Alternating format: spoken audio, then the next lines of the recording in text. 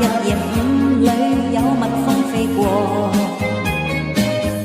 沒有我在歡聲高歌，運動場上課鐵閘下了鎖。真可惜，先生不會懶惰，放學有數不清的幾套功課，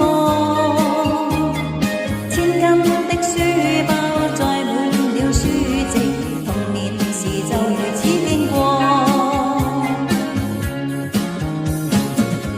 合作社食品真多，硬幣財富卻每日得一個。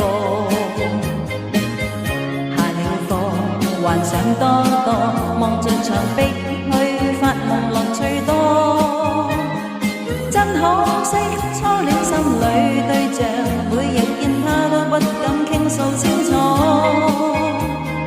知不知之間載滿了心事，童年時就如此經過。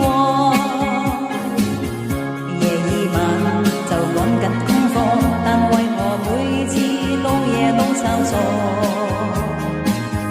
就似我大考的一天，樣樣題永遠發現做錯咗。時光因爸爸千遍教導，每日我聽他心中只覺囉嗦。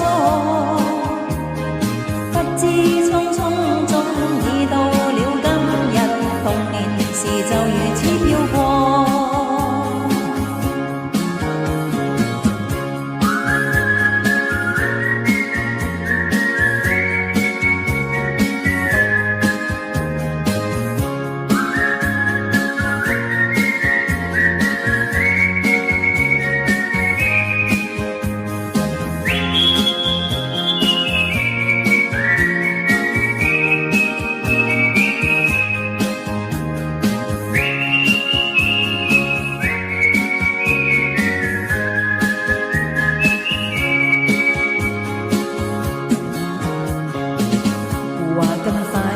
就到了今天，舊陣時我變了今天的我，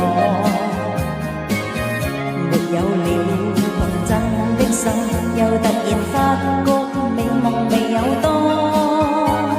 想當初彷彿好似昨日，往事我一一心中都記清楚。只可惜當天太快已消逝，童年時就如此飄過。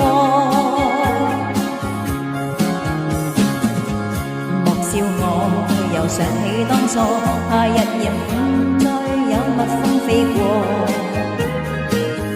但我也未肯高歌，就像